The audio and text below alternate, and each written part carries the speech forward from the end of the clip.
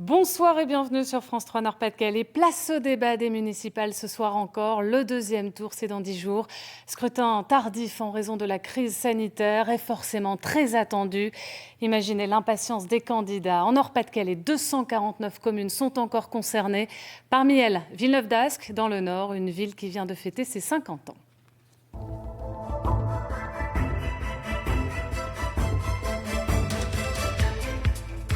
Avec ses 63 408 habitants recensés en 2017, Villeneuve-d'Ascq est une commune majeure de la métropole lilloise.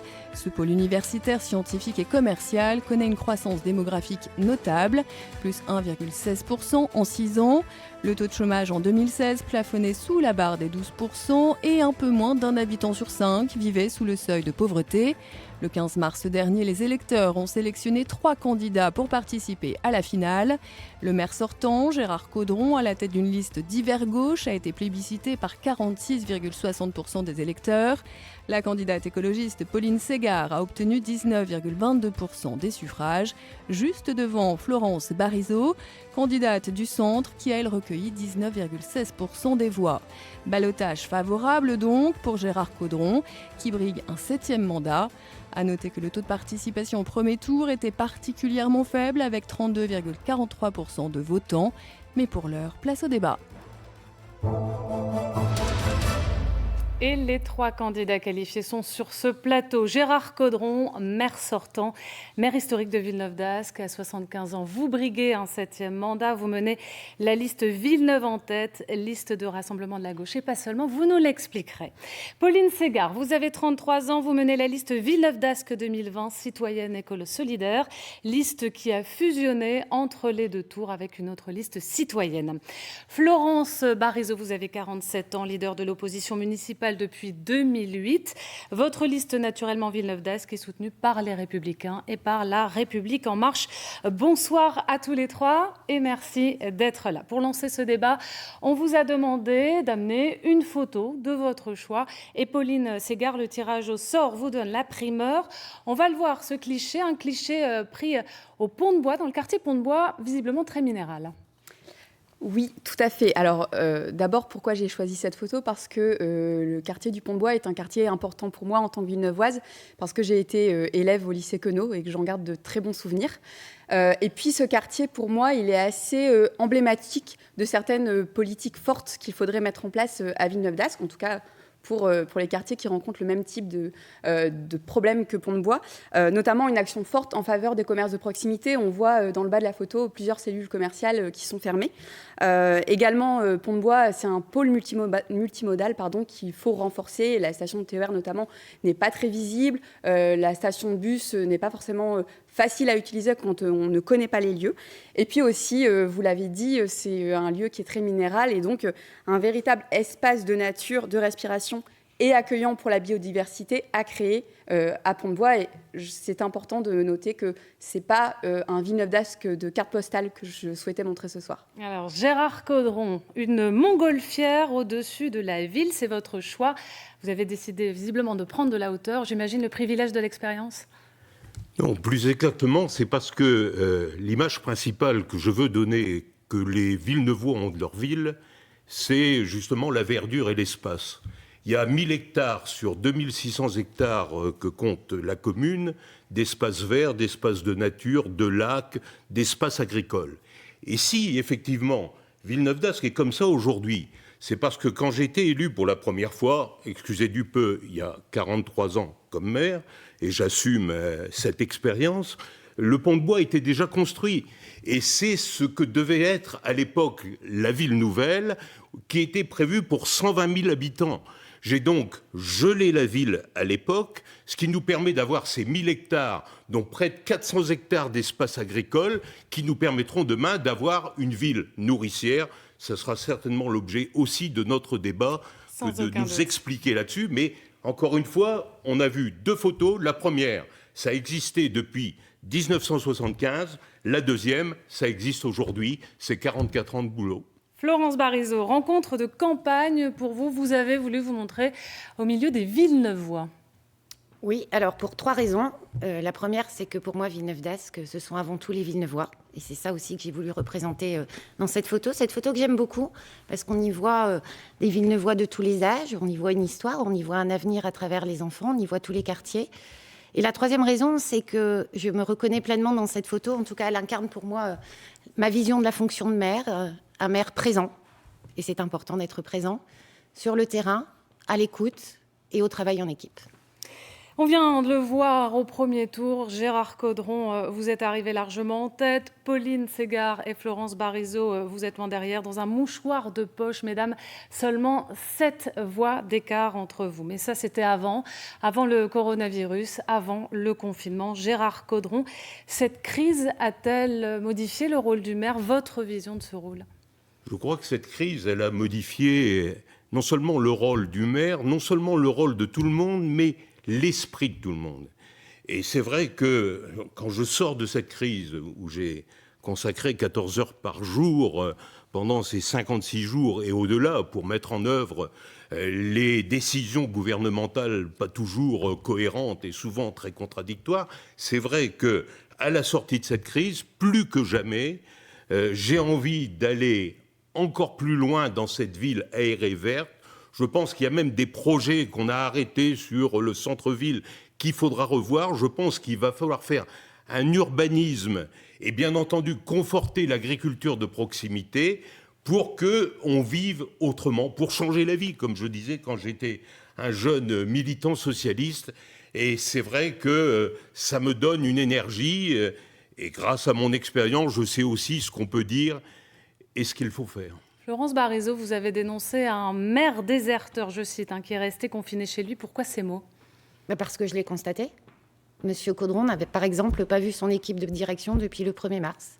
Et moi j'estime que quand on est en guerre, on va sur le front, que le rôle d'un maire n'est pas d'être un bon petit soldat de la République, mais un général des armées qui protège, qui défend, qui soutient. Qu'auriez-vous fait ? J'aurais été sur le terrain, sur le front. Je n'aurais pas piscine, madame. Qu'auriez-vous fait ? Ça va être compliqué le débat.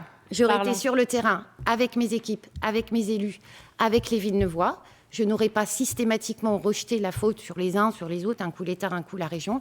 Et j'aurais fait des initiatives. On a été les derniers à rouvrir les marchés, on a quasiment été les derniers à rouvrir les écoles. Et j'aurais respecté mon opposition. J'ai fait une vingtaine de propositions. J'ai reçu des réponses les plus méprisantes, les unes des autres. Ce n'est pas la fonction de maire telle que je la conçois. Et d'ailleurs, si j'ai le bonheur d'être maire de Villeneuve-d'Ascq, je respecterai et je suis prête même à confier une mission à l'opposition. Vous êtes en train d'en faire la démonstration dans la manière de vous comporter par rapport à celui qui est encore maire aujourd'hui, chère madame. Mais ça a été comme ça pendant 2 mandats, on ne vous changera plus. Pourquoi tant de haine ?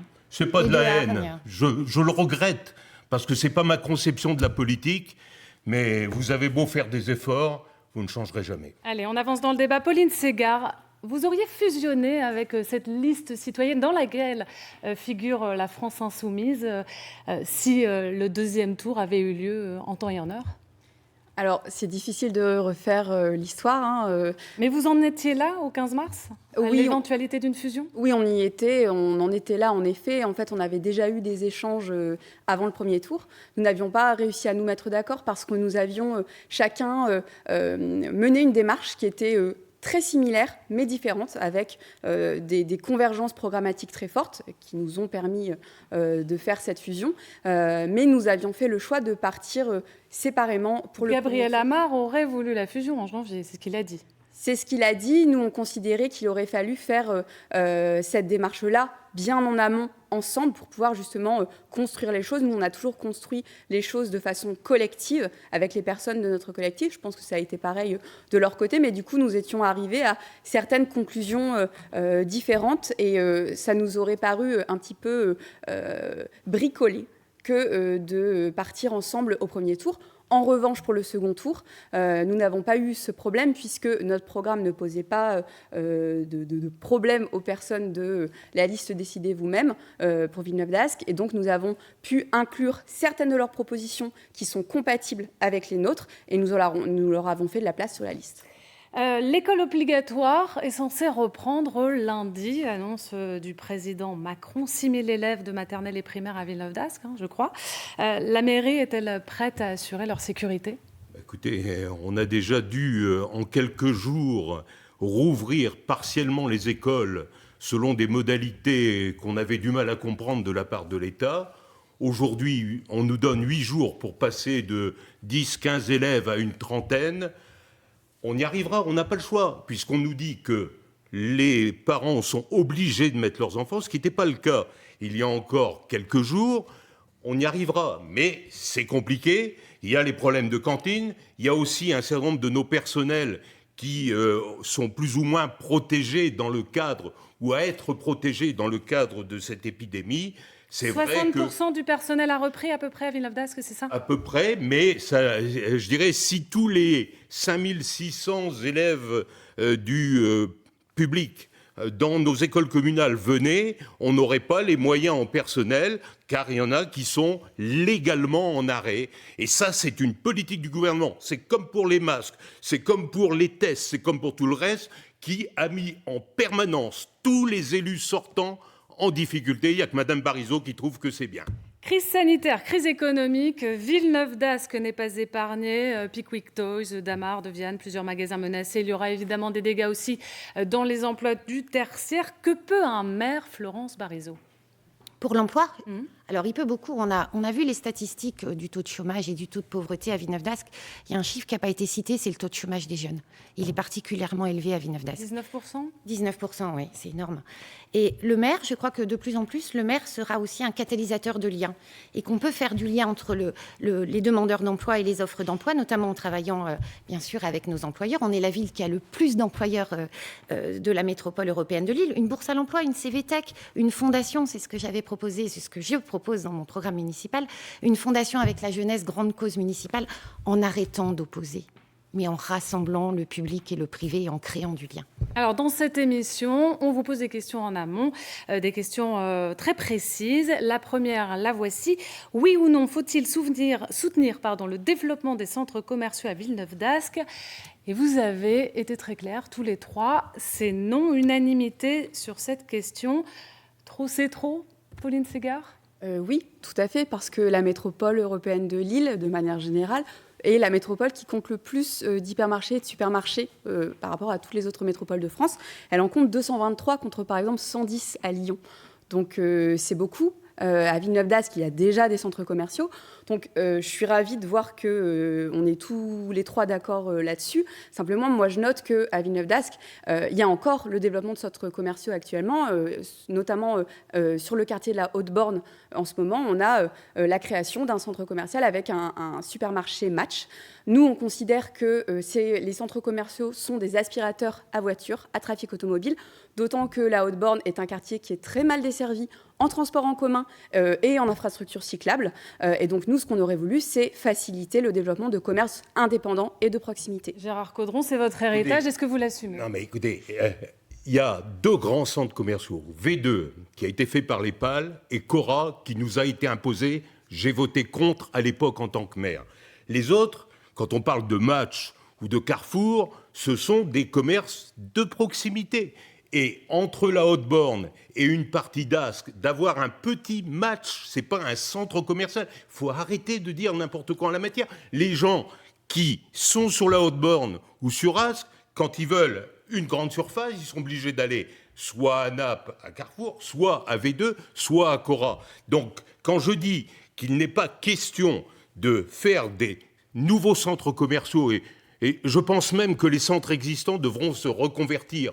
Auchan, tel qu'il est à V2, n'a pas d'avenir. Je l'ai déjà dit à Gérard Mullier, il faut qu'il travaille autrement. Bon, ceci étant dit, je reviens une seconde sur ce que vous disiez, ce que disait Mme Barizot sur le taux de chômage. Je rappelle quand même qu'à Villeneuve-d'Ascq, comme nous avons 45% de logements sociaux, pour avoir un logement social, il faut souvent, sinon toujours, être au chômage.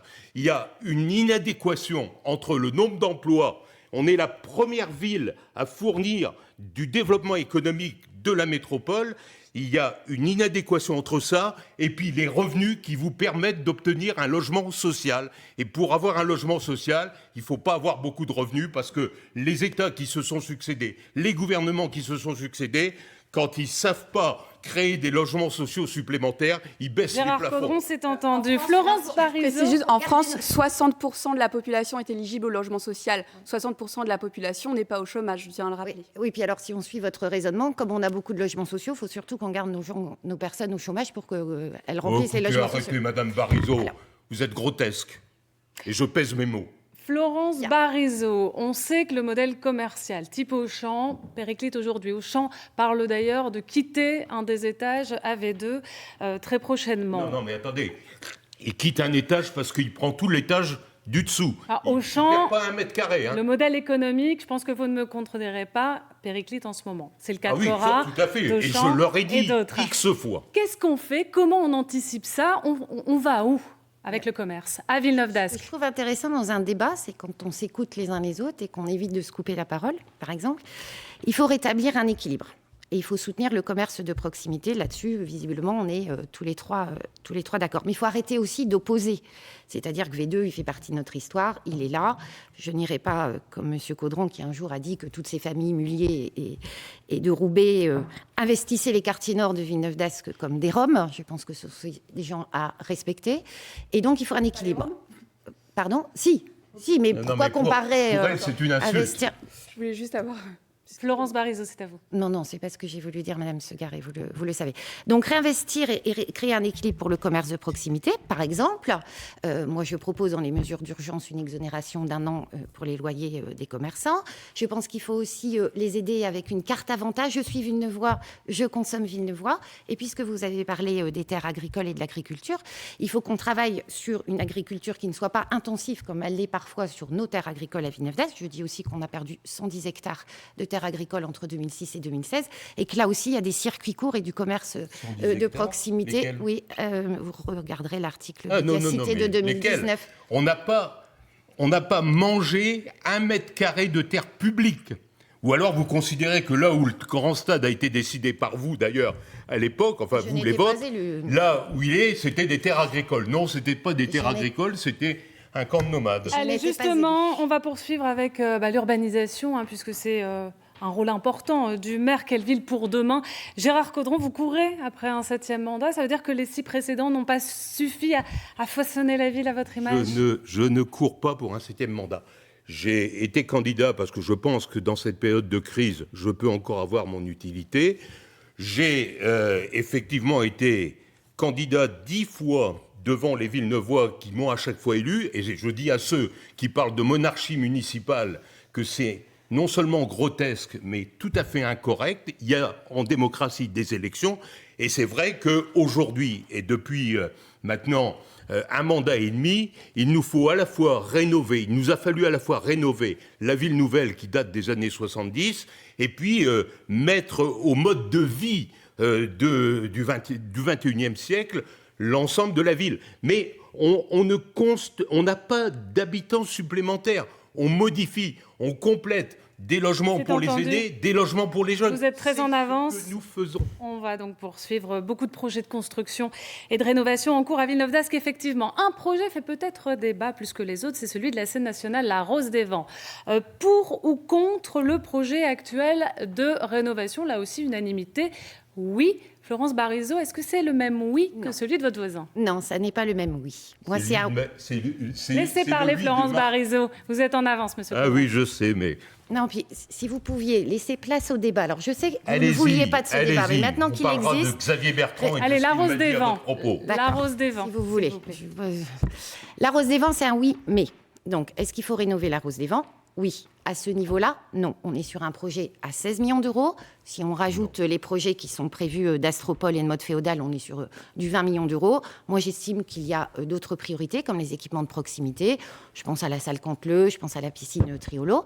Donc, il y a un scénario qui a été imaginé à 8 millions d'euros, qui me paraît le bon scénario. Donc, c'est oui, mais pas au niveau qui est prévu pour réorienter sur des équipements de proximité. Budgétairement, ce serait quoi vos priorités, Pauline Ségard, pour la ville? Budgétairement, évidemment, c'est la question de la transition écologique et sociale et démocratique, ce qui veut dire qu'il va falloir qu'on fasse un budget climatique, comme ça est le cas en ce moment à la métropole européenne de Lille, et qui propose de mutualiser cet outil au niveau de la ville. Ça veut dire que toutes les dépenses devront être analysées à l'aune de leur impact sur le climat. Et aussi, on peut l'élargir à l'impact sur la biodiversité. Mais quand on analyse, on n'agit pas forcément. Comment vous allez être dans l'action ? Disons que c'est un outil d'analyse qui permet de faire les bons choix pour l'avenir. Voilà. Et très concrètement sur la Rose des Vents ? Donc très concrètement sur la Rose des Vents, nous on pense que c'est une scène nationale, que là le budget qui est prévu pour cette opération, c'est pour permettre plus d'accessibilité, pour permettre de la mise aux normes de cet équipement qui est important pour la ville. Après, c'est aussi une scène qui a une mission de mixité sociale. Alors, on peut toujours faire mieux, mais 50% du public de la Rose des Vents a moins de 25 ans, donc ce n'est pas anodin. Évidemment qu'il faut aussi développer la culture hors les murs dans tous les quartiers, parce qu'il est vrai que tous les quartiers ne sont pas équipés au même niveau en matière culturelle. Florence Barisot vous rejoint d'ailleurs sur ce point. Pour vous, Villeneuve d'Ascq est une ville confinée dans son aménagement qui date des années 70. Ça veut dire quoi ? Ça veut dire qu'on le voit, il n'y a pas eu d'ouverture. Alors, il y avait un projet, il y a Grand Angle. Mais Grand Angle, il y a eu tellement de revirements qu'il était prévu une place citoyenne, une place verte, une place commerciale. Aujourd'hui, il n'y a pas grand-chose de fait, surtout la place verte, parce que pour le coup, ce quartier de l'Hôtel de Ville a vraiment besoin de respirer. Alors, on a le Forum Vert, mais qui mérite vraiment d'être plus sécurisé, plus ouvert. Donc, il y a eu des revirements sur ce dossier. Vous l'avez dit vous-même, Monsieur Caudron, que l'Hôtel de Ville avait été un quartier bâclé. Je vous ai vu en vidéo un jour le dire. La rénovation de ce quartier est important et il faut le faire respirer. Pour vos projets futurs, il faudra évidemment réfléchir au mode de gouvernance. Êtes-vous pour ou contre le référendum d'initiative citoyenne ? Un oui, deux oui et un ne se prononce pas. Pauline Ségard, vous ne vous prononcez pas, alors que sur votre liste figurent bien des personnes de la France Insoumise qui sont très favorables au RIC. Expliquez-nous. Alors, on a répondu « ne se prononce pas ». Alors, quand je dis « on », c'est qu'on décide collectivement au sein de notre liste. Donc, nous n'avons pas mis cette mesure dans notre programme, mais nous avons bien d'autres mesures qui permettent et qui encouragent l'initiative et la participation citoyenne. Donc, nous voulons notamment créer ce qu'on appelle des groupes action-projet, c'est-à-dire des personnes, des citoyens volontaires et tirés au sort à partir de 16 ans, parce qu'on considère que la jeunesse doit pouvoir beaucoup plus s'exprimer concrètement sur ce qui se passe dans leur quartier et dans leur ville. Et par exemple, sur l'usage d'une friche urbaine. Qu'en faisons-nous, que ce soit des usages temporaires ou beaucoup plus durables La friche Shell, par exemple, ça pourrait être un dossier. Voilà, tout à fait, cette friche-là ou une autre. Et puis, ou alors, donc, au niveau de la ville ou au niveau des quartiers. Par exemple, si on décide de supprimer des places de stationnement parce qu'on décide de faire moins de place à la voiture sur l'espace public, que faisons-nous de cet espace libéré ? Est-ce qu'on y installe des bancs, des jeux pour les enfants, des équipements de sport de rue ? Tout ça, les habitants pourraient faire des propositions. Et j'insiste aussi sur le fait que nous inclurions dans ces groupes action-projet des personnes qui ne peuvent pas voter parce qu'elles ne sont pas inscrites sur les listes électorales pour diverses raisons, mais qui habitent à Villeneuve d'Ascq, parfois depuis très longtemps, et on considère qu'elles ont aussi leur mot à dire sur la manière dont on fait la ville. Qu'est-ce qui vous intéresse dans ce RIC, ce référendum, Gérard Caudron ? D'abord, je veux dire que j'étais d'accord avec Madame Ségard quand elle nous a parlé de la manière de gérer le budget écologie dans une ville. C'est un point qui a mon accord. Et il faut quand même le souligner. Je suis en désaccord avec ce qu'a dit Madame Barisot. On n'a rien arrêté, on a simplement évité de casser des voiries qui étaient en bon état. L'avenir viendra sur le site de Leroy Merlin. Je le dis en vitesse, on aura l'occasion d'en discuter au cours du prochain mandat, puisque nous serons tous élus. Vous souhaitez le remettre en question ? Alors, c'est important, parce que Leroy Merlin, c'est plus d'emplois, potentiellement d'engorgement sur les routes. Le nouveau magasin est en cours de construction. L'ancien magasin prévoyait un taux de construction à la demande des propriétaires et de l'AMEL qui me semble trop important et qu'il va falloir réduire pour tenir compte justement d'une crise qui veut que le logement ou les bureaux soient différents. Sur le référendum d'initiative, moi je suis pour. Je dis simplement qu'il faut en voir les modalités et quelque part dans votre réponse, il y a des éléments aussi d'accord en la matière, car il ne faudrait pas que ça soit un moyen de pétition pour les plus favorisés. Gérard Caudron, on passe à l'environnement parce que c'est très présent évidemment dans vos 3 programmes, pistes cyclables, garage à vélo, zone 30, budget climat ou écologie. Qu'est-ce qui vous différencie ? Qui veut prendre la parole pour commencer ? Pauline Ségard. Alors, je voudrais juste introduire mon propos en réagissant sur la question de l'urbanisme et notamment la question de Leroy Merlin, puisqu'elle vient d'être évoquée. Je rappelle quand même qu'il y a un plan local d'urbanisme qui permet de fixer, de programmer des projets urbains, y compris la construction de nouveaux magasins, etc. Et on a tendance, les élus actuels ont tendance à souvent rejeter la responsabilité sur la MEL. Moi, je rappelle que les élus qui sont ici présents siègent à la MEL et qu'ils ont leur mot à dire, d'autant que la MEL favorise les projets des maires et fait ce que les maires attendent d'elle. Donc, je tiens à rappeler ça parce que je pense que ce qui nous différencie justement, c'est la question de la cohérence. Monsieur Caudron et Madame Barizot, dans le mandat là, qui est en train de se terminer, ont voté la diminution des moyens alloués au transport en commun de 10%. Ils ont aussi voté pour les portiques d'accès dans le métro et maintenant ils plaident pour la gratuité des transports en commun. Des portiques qui ont coûté 61 millions d'euros. Donc en matière de bonne gestion, on a vu mieux. Donc la question de la cohérence, pour la réponse. En tout cas, dans le projet, nous, on défend un plan de toutes les mobilités, en toute sécurité, pour relier et assurer la sécurité des piétons et également des cyclistes. Ça me permet de faire le lien sur la démocratie participative qui a été reprise en main, selon les propos de la majorité municipale dans ce mandat-là. Et le plan de mobilité, alors un référendum d'initiative citoyenne, ou en tout cas une grande consultation sur le plan de mobilité qui doit être validé par les Villeneuvois, ça j'y tiens beaucoup. J'ai lancé un appel, un plan vélo en urgence pendant le confinement, appel d'ailleurs que j'avais associé, je souhaitais qu'on associe toutes les forces politiques de la ville. J'ai une réponse de la majorité me disant que c'était une mesure, c'était une démarche bobo qui n'avait aucun intérêt, puisque c'est une de vos adjointes qui l'a répondu à l'ensemble du conseil municipal, que la priorité, c'était vraiment pas les pistes cyclables. Voilà. Dommage. Non, mais qu'est-ce que vous voulez ? Si je répondais à ces tracts et à ces coups de griffe, je passerais 2 heures ici sur cette scène. C'est pas une manière de travailler. C'est pas une scène. Je veux quand même dire à Madame Ségard, qui travaille pour le groupe des Verts à la MEL, lui rappeler que le groupe des Verts est dans la majorité. Alors c'est vrai qu'ils votent pour ce qu'ils ont envie et votent contre ce qu'ils n'ont pas envie. De façon cohérente. Mais ils ont des vice-présidents, ils ont des conseillers délégués et ils sont dans la majorité. Alors, oui ou non, faut-il sanctuariser les terres agricoles ? Oui et 3 fois oui, une nouvelle fois. Gérard Caudron, c'est quoi l'enjeu à vos yeux ? L'enjeu, comme je disais en début de mon propos, j'ai sauvé des centaines d'hectares de terres agricoles. Elles sont de propriété publique, elles appartiennent à la MEL. Elles sont en exploitation précaire. Pour l'instant, on y fait à peu près n'importe quoi. Dans le prochain mandat communautaire, il faut qu'il y ait des baux voulus par la MEL pour qu'on y fasse des produits bio, des produits de proximité. Est-ce que c'est le bon bilan ? Alors, du maire sortant. Je pense que ça fait partie des choses que nous, on regrette beaucoup dans ce qui n'a pas été fait durant ce mandat, mais aussi dans les précédents. C'est-à-dire que M. Caudron vient d'évoquer les terres qui appartiennent à la MEL. Il y a aussi des terres qui appartiennent à la ville de Villeneuve-d'Ascq, dont la ville de Villeneuve-d'Ascq, pour l'instant, mais si, pour l'instant, ne fait rien. Il y a une centaine d'hectares qui appartiennent à la ville de Villeneuve-d'Ascq. Pas sur Villeneuve-d'Ascq. Si. Et ces terres-là, vous me laissez parler, s'il vous plaît ? Vous me laissez parler, vous me laissez finir ? Oui, mais allez-y, Pauline Ségard. Je ne dis pas n'importe quoi. Il y a une centaine d'hectares qui appartiennent à la ville de Villeneuve-d'Ascq, et qui pourraient être utilisés pour approvisionner la restauration scolaire, les cantines, mais aussi les repas qui sont livrés, par exemple, aux aînés.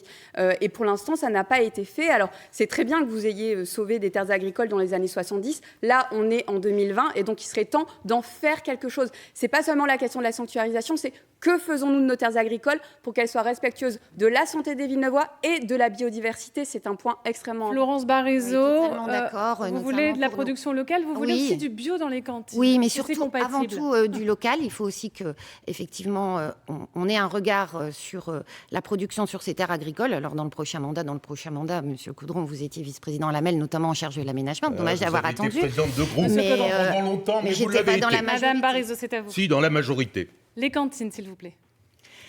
Donc oui, des cantines, on est à 25% de bio, je pense qu'il faut l'augmenter, et une production locale en travaillant avec nos agriculteurs. Je pense que c'est un chantier, encore une fois, qu'on peut mener de concert. En tout cas, dans ce débat, on entend beaucoup parler de la MEL, la métropole européenne de Lille. C'est un peu l'élection dans l'élection pour ce deuxième tour. Écologie, transport, les sous sont à la MEL. Alors, êtes-vous pour ou contre l'élection au suffrage direct de son président et de son conseil communautaire? Voici vos réponses respectives. De oui, un ne se prononce pas. Florence Barizot, j'ai envie de dire, qu'est-ce qu'on attend? Puisqu'il y en a beaucoup qui le veulent, qu'est-ce qu'on attend? Il faut un projet de loi. Mais vous êtes là peut-être pour le porter. Oui, mais je ne suis pas députée. Non, moi j'y crois. Allez, on continue Vous le débat. savez, écoutez, Monsieur Caudron, une grosse voix, ça n'a jamais fait une grande politique. Bon, vous êtes fidèle à vous-même, vous nous coupez en même temps. La MEL, s'il vous plaît, l'élection au suffrage direct. Bien, donc oui, je suis de toute façon pour le suffrage direct le plus souvent et le plus régulièrement possible. En revanche, il faut faire attention à bien sanctuariser la place du maire. Le maire doit rester au cœur de la MEL, il doit rester au cœur des décisions. Et contrairement à ce qui a été annoncé par M. Caudron aux 50 ans de la ville, je suis contre Villeneuve-d'Ascq comme un arrondissement de Lille.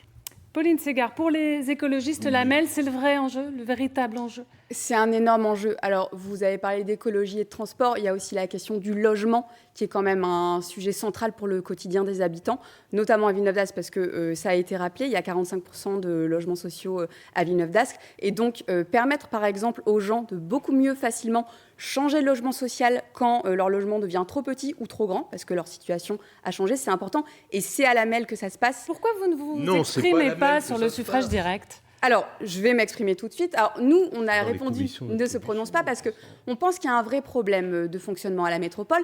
D'abord, en termes de représentation démocratique, parce que, par exemple, un habitant de Warneton pèse près de 30 fois plus qu'un habitant de Villeneuve-d'Ascq. C'est le mode de scrutin qui fait ça. Et un autre souci aussi, c'est que la parité n'est pas respectée au conseil métropolitain. Ça fait aussi partie du mode de scrutin. Il n'y a qu'un tiers des conseillers métropolitains qui sont des femmes. Et alors, dans l'exécutif, en tout cas actuel, c'était encore pire. Donc nous, ce qu'on propose, c'est d'améliorer déjà la proximité entre la métropole et les habitants, donc dans les différentes villes, et d'améliorer aussi le fonctionnement démocratique. Je m'arrête là, mais je parlais tout à l'heure des votes de M. Caudron et Mme Barizot, notamment au Conseil métropolitain. Je pense qu'à aucun moment, on a demandé aux Villeneuvois s'ils désiraient qu'il y ait moins de bus ou moins de Vélil dans la ville. Donc je pense qu'il faut vraiment que les élus métropolitains rendent des comptes aux Villeneuvois et aux autres habitants sur leur vote et sur ce que cela signifie en termes d'impact sur leur quotidien. Gérard Caudron, faut-il reconduire Damien Castelin, le président Écoutez, actuel? ce n'est pas le problème de Damien Castelin. La question, c'est est-ce qu'il faut élire le conseil de la MEL au suffrage universel? Ma réponse est oui. Et c'est ce conseil qui ensuite élirait, quand il sera élu de cette manière, son président. On ne va pas créer des chefs de Mais moi, je vous demande, soutiendrez-vous encore Damien Castelin? On sait que vous avez été un soutien fervent. J'ai très bien travaillé avec Martine Aubry pendant un mandat. J'ai très bien travaillé en toute loyauté, y compris avec des vice-présidents qui n'ont pas du tout les mêmes étiquettes que moi. Je travaille très bien avec Damien Castelin.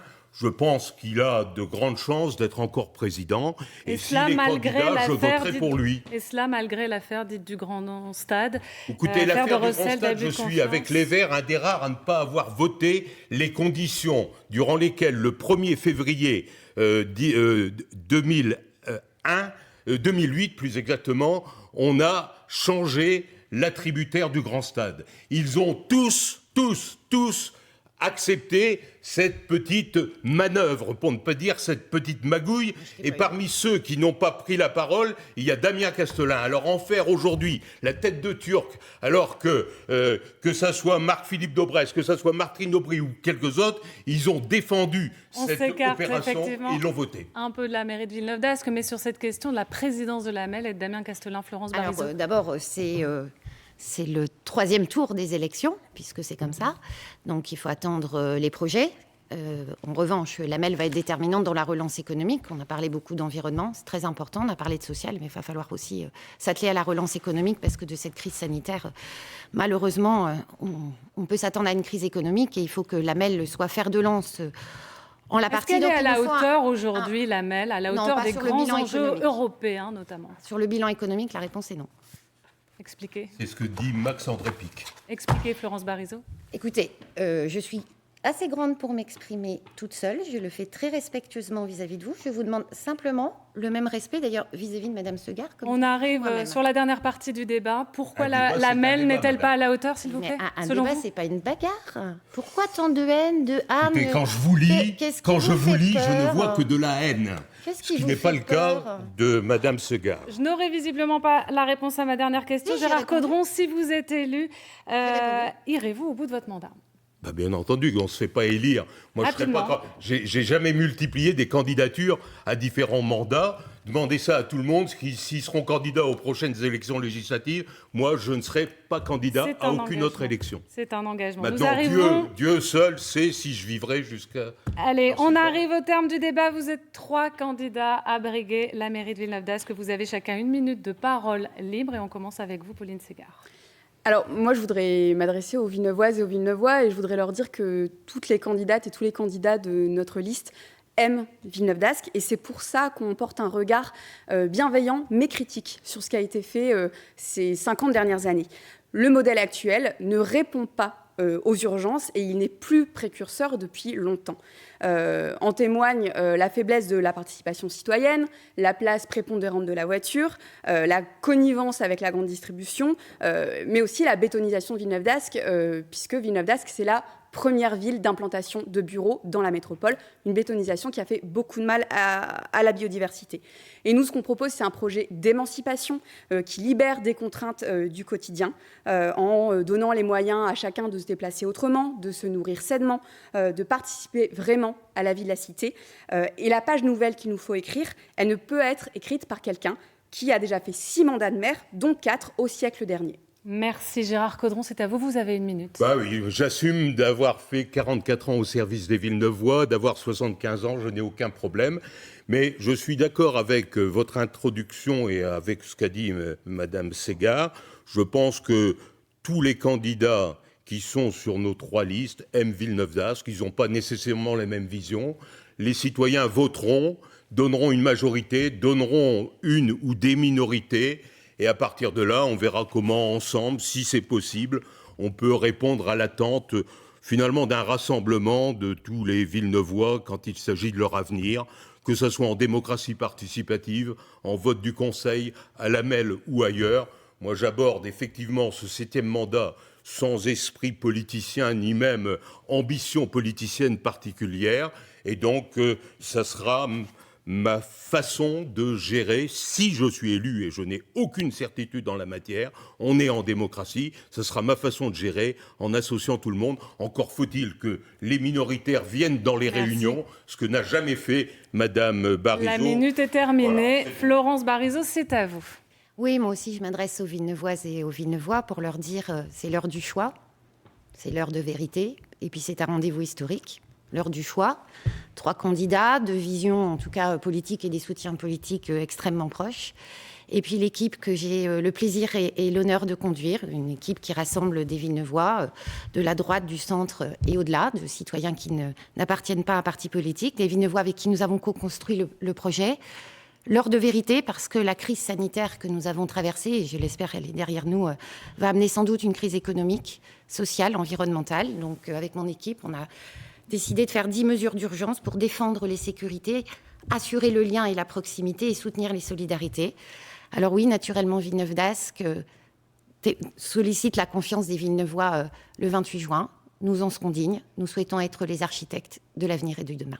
Eh bien, merci. Merci à tous les 3 d'avoir accepté les règles de ce débat. Effectivement, le 2e tour des élections municipales, c'est le 28 juin, dans 10 jours. En attendant, la campagne continue sur France 3 Nord-Pas-de-Calais. Demain, débat avec les candidats encore en lice à Maubeuge. Vincent Dupierre vous attend dès 18h. Tout de suite, c'est l'édition Littoral Hauts-de-France et le journal régional présenté par Céline Rousseau. Très bonne soirée sur France 3.